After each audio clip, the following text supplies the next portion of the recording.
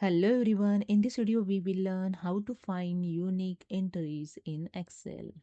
So let's start this in my Excel, and here you can see I have a data. In this data there are some duplicates data and unique entries also. Okay, so here I'm going to find the unique entries only. So simply select the cell inside the data and use the Control A to select the entire data. After that, go to the Home tab. In Styles group, click on the Conditional Formattings option. Just click on this drop down arrow and click on the first Highlights Cells rules. Then click on the Duplicates Values option. And here you see the Duplicates Value dialog box is open.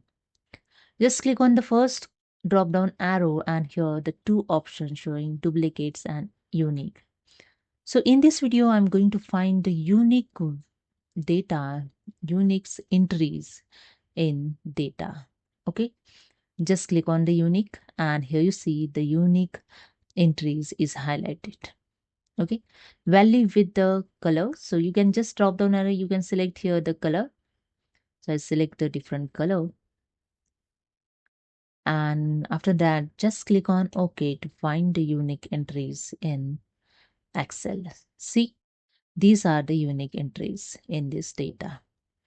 So hope you understood. If you like this video, please subscribe. Thank you so much.